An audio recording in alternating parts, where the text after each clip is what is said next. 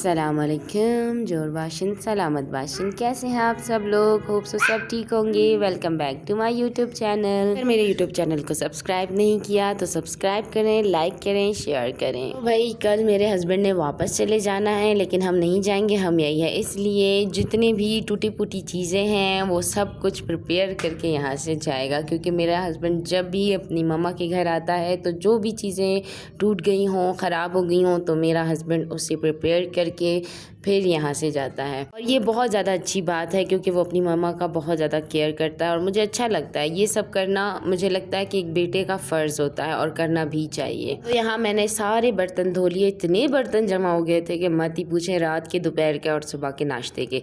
तो उसके बाद जो है मैंने बर्तन वगैरह धो लिए। और ये जो है मेरी सासू माँ की अलमारी है जिसमें वो अपने बर्तन रखती है। माशाल्लाह बहुत साफ़ सुथरा होती है हमेशा। जब भी मैंने इनकी अलमारियाँ खोली हैं तो बहुत सही से सेटिंग करके साफ़ सुथरा उन्होंने रखा होता है। ये उनका छोटा सा प्यारा सा किचन है जो हमेशा बहुत ज़्यादा क्लीन रहता है। मेरी सासू माँ बहुत ज़्यादा माशाल्लाह एक्टिव हैं और अपना काम सारा खुद ही करती हैं और मुझे भी ज़्यादा काम करने नहीं देती। मैं जस्ट बर्तन वगैरह धो लेती हूँ कभी कभार। यहाँ पे मेरी सासू माँ जो है वो भिंडी लेकर आई थी दोपहर के खाने के लिए, तो वो भिंडी काट रही थी। तो मैंने कहा चलो मैं भी आपके साथ जो है वो काट लेती हूँ। मैंने पहले वीडियो बना ली, उसके बाद मैं उनके साथ जो है बैठ के कटिंग कर रही थी। और कटिंग करने के साथ साथ हम थोड़ी बहुत गपशप कर रहे थे एक दूसरे के साथ, जो बहुत ज़्यादा मज़े की होती है। भिंडी काटने के बाद ना मेरी सास माँ ने कहा कि यार मेरी ना तबीयत ठीक नहीं है, तो एक काम करो, मैं काट देती हूँ, तुम बना लो। तो मैंने कहा ठीक है, क्यों नहीं। और गैस जाने में ना सिर्फ और सिर्फ आधा घंटा रह गया था। मैं भी जल्दी से ना स्पीड मारी और उसके बाद जल्दी जल्दी मैंने सबसे पहले प्याज काटा और उसको मैंने अच्छे से थोड़ा सा फ्राई किया। देन मैंने भिंडी डाली, उसको अच्छे से फ्राई किया। सास अम्मा जो है वो टमाटर जो है हमेशा जो है उसका पेस्ट बना के ना फ्रीज़र में रख देती हैं, स्टोर करके रख देती हैं, ताकि ना जब भी खाना बनाना हो ना तो फटाफट से ना बन जाए। और अदरक लहसुन का पेस्ट भी वो इसी तरह से स्टोर करके रख देती है, ताकि जब खाना बनाना हो तो बिल्कुल कोई ज़्यादा ना मेहनत करने की ज़रूरत ना पड़े। काम करते हुए मैं बहुत ज़्यादा उदास महसूस कर रही थी, क्योंकि कल हस्बैंड ने जाना था और मैं फिर यहाँ पर अकेली रह जाऊँगी। तो शादी के बाद जो था ना, मैं हमेशा अपनी मम्मी के साथ ही रही हूँ ज़्यादातर, लेकिन ये कुछ टाइम हो गए हैं, जब से लाइक 3-4 साल हो गए मैं अपने हस्बैंड के साथ रह रही हूँ। तो उसके बाद जब भी वो जाता है ना मुझे छोड़ के यहाँ पे, तो यकीन करो मेरा दिल इतना उदास हो जाता है और मुझे इतना बुरा लगता है कि मैं बोलती हूँ काश मैं भी उनके साथ ही चली जाऊँ। खैर मेरी यहाँ पे भिंडी भी बन गई है और मैं बहुत ज़्यादा इमोशनल भी हो गई हूँ। तो उसके बाद मैंने कहा चलो साफ़ सफाई कर लेते हैं। यहाँ पे मेरा हस्बैंड इस रूम की साफ़ सफाई कर रहा था, जो फालतू चीज़ें हैं वो फेंक रहा था, जो सही चीज़ें उन्हें बॉक्स में डाल के सही तरीके से अलमारी में सेट करके रख रहा था। तो मैंने कहा चलो सबसे पहले मैं रूम से स्टार्ट कर लेती हूँ। बर्तन तो धो लिए थे, तो ये रूम की हालत कुछ इस तरह से हो गई थी। ये कपड़ा हम इसलिए बिछाते हैं क्योंकि ये कारपेट जो है हम अभी अभी धोया हुआ है, और बच्चे जो है वो बच्चों वाला घर है, एज़ यू नो कि गंदगी बहुत ज़्यादा हो जाती है, कभी पानी फेंको, कभी सालन, कभी क्या, तो इसलिए कपड़ा बिछा देते हैं, थोड़ी सी बचत हो जाती है। कपड़े तो धुल जाते हैं लेकिन ये कारपेट धोना बहुत ज़्यादा मुश्किल हो जाता है। तो जितना भी बिखरा हुआ सामान था ना, मैंने इस रूम की सारी बिखरी हुई सामानों को, सारी चीज़ों को सेट किया, क्योंकि फिर आसानी हो जाती है सफाई करने में। अच्छा, तो आज है ईद मुबाइला और हम कहीं गए तो नहीं, लेकिन बस ये था कि हमें पता था कि आज ईद मुबाइला है। हम कुछ ख़ास लाइक सेलिब्रेशन वगैरह हमारे घर में इन चीज़ों की बिल्कुल नहीं होती, लेकिन अल्हम्दुलिल्लाह कि हम इमाम बारगाह चले जाते हैं, बस वहाँ से ज़ियारत करके वापस आ जाते हैं। यहाँ से ना इतनी ज़्यादा चूंटियाँ आ रही थी रात को ना, तो मैंने कहा सबसे पहले मैं इसकी सफाई करके तो फिर यहाँ पे ना मैं कॉपिक्स वगैरह डाल देती हूँ, ताकि जितनी भी चूंटियाँ वगैरह आए वो उसकी ना डेथ हो जाए वहीं पर ही सडन। और आज मेरे यहाँ पे भी लास्ट डे है, क्योंकि कल जब हस्बैंड चले जाएंगे तो फिर मैं भी अपनी मामा की तरफ चली जाऊँगी। मैं अपनी सास के घर इसलिए भी नहीं रहती क्योंकि मैं भी काफ़ी टाइम से अपनी मामा से नहीं मिली होती हूँ वहाँ पे।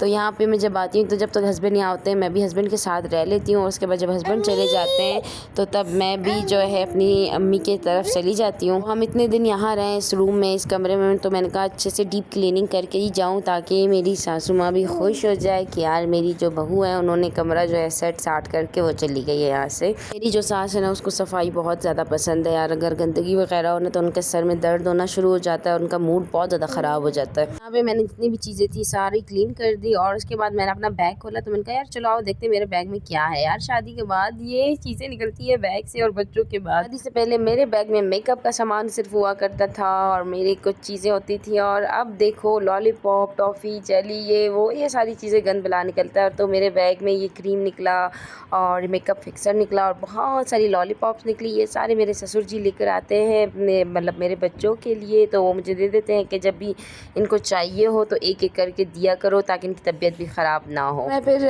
कमरे की जो है ना क्लीनिंग वगैरह करके मैं बाहर आ गई। यहाँ पे जितने भी मैले कपड़े थे, जितने भी साफ़ कपड़े थे मिक्स हुए पड़े थे, तो मैंने कहा चलो आओ इनकी भी सेटिंग कर देते हैं। ये 2 सूटकेस मैं अपने साथ लेकर आई हुई थी और इनको मैंने खोला, जो कपड़े मैले थे उनको एक सूटकेस में डाला, जो साफ़ थे उनको एक सूटकेस में डाला, ताकि जब मैं अपनी अम्मी के घर जाऊँ तो मुझे पता चले कि कौन सा कपड़े जो है मैले हैं और कौन सा साफ़, फिर उनको धोना भी तो वहाँ पर है मुझे। वैसे तो जब मैं अटक से निकली थी तो मैंने आपको दिखाया था, तो मैंने सारे कपड़े धो के इस्त्री करके मैं लेकर आई थी, लेकिन यहाँ पे कपड़े इतने जल्दी मैले हो जाते हैं, बच्चे इतने जल्दी मैले कर देते हैं, क्योंकि यहाँ पे जो है ना बाहर खुला है सहन, तो बच्चे जाते हैं खेलते हैं मिट्टी में, गंद में, तो सारे कपड़े फ़ौरन ख़राब हो जाते हैं। दिन में मैं कोई और कपड़े पहनाती हूँ, दोपहर में दूसरे चेंज करती हूँ, फिर रात को फिर चेंज करती हूँ। यहाँ इतने जल्दी कपड़े ये लोग मैले कर देते हैं। हम बेटियों की भी क्या ज़िंदगी है, 2 सूटकेस लेकर कभी सास के घर चले जाते हैं, 2 सूटकेस लेकर कभी अपनी माँ के घर आ जाते हैं, फिर 2 सूटकेस लेकर कभी अपनी जो है हस्बैंड के घर चले जाते हैं। हम क्या कहते हैं ना, लड़कियों का कोई घर नहीं होता। घर तो कोई नहीं होता, लेकिन हाँ ये है कि विज़िट हम यहाँ वहाँ बहुत ज़्यादा करते हैं। ये विज़िट भी हम लोगों को बहुत कुछ सिखाती है, हमें अपने घर की कदर करना सिखाती है कि लाइक हम अपने हस्बैंड के साथ जिस तरह रह रहे होते हैं ना, वो दूसरों के घर में हम वैसे नहीं रह सकते। और जो एक लड़की जिसका अपना घर होता है, अपने शौहर के साथ उसका अपना घर होता है ना, वो घर उसके लिए जन्नत होता है और उसके बड़ी बात कोई भी नहीं हो सकती उसके लिए। जब भी मैं यहाँ पर आती हूँ तब मुझे ना बहुत ज़्यादा कदर होती है अपने घर की, अपने किचन की, अपने हस्बैंड की यार, क्योंकि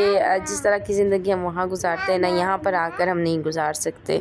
तो ये छोटा सा कारपेट सेंटर मतलब दरवाजे वाला है। मेरी बेटे की रात को तबीयत बहुत ज़्यादा ख़राब हो गई थी और उसको जो है हम फिर हॉस्पिटल लेके गए थे। उसने इस पर उल्टी कर दी थी, तो ये गंदा हो गया था, तो मैंने कहा यार इसको भी धो दूँ ताकि मतलब मेरी सास के ऊपर कोई बोझ ना आए कि यार देखो इसके बेटे ने इस पर उल्टी किया और इसने सास को धो के भी नहीं गई।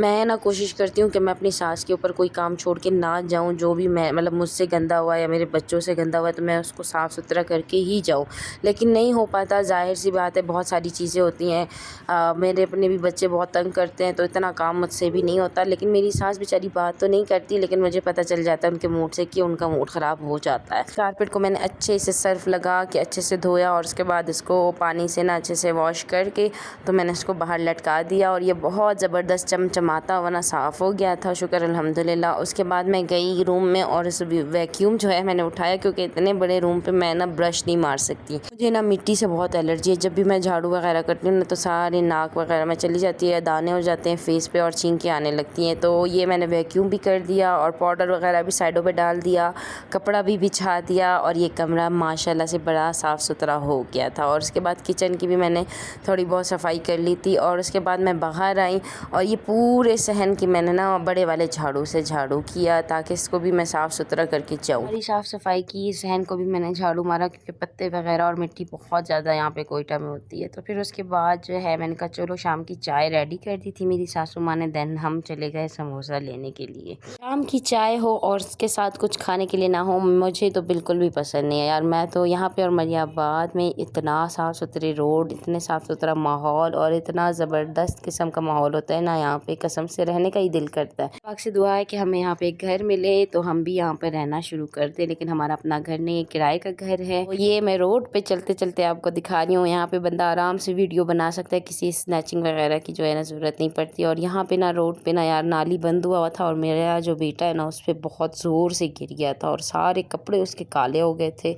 मुँह भी काला हो गया था। अल्लाह भला करे उस बंदे का जिसने हमें पानी दिया, जिसकी वजह से मैंने अपने बेटे का अपने पाँव का मतलब सोड़ा हमने ना वॉश कर लिया। देन हम घर की तरफ आए और जैसे ही घर आए ना, मैंने सलार को ना अच्छे तरीके से साबुन और सर्फ से ना शैम्पू से अच्छे तरीके से मैंने उसको नहलाया धुलाया। देन नमाज़ अपनी पढ़ी और उसके बाद शाम हो गई थी, रात हो गई थी। फिर हम लोग चले गए थे इमाम बारगाह और ये हमारा बिल्कुल नज़दीक का इमाम बारगाह है। यहाँ पे हम गए, थोड़ा सा हमने ज़ियारत वगैरह की, देन हम बस निकल के वापस आ गए थे, क्योंकि आज ईद मुबाइला थी और जमात के साथ नमाज भी ये लोग अदा कर रहे थे मर्द सारे। बस फिर हम घर की तरफ निकले और मेरे हस्बैंड भी सो गए थे बहुत जल्दी, क्योंकि बहुत ज़्यादा थक गए थे। और ये मैं अपने हस्बैंड के पाँव के नीचे ना जो है क्रीम लगा रही हूँ, क्योंकि इनके पाँव ना बहुत ज़्यादा यहाँ पर आके फट गया, क्योंकि यहाँ का जो मौसम है ना बहुत ज़्यादा ड्राई है।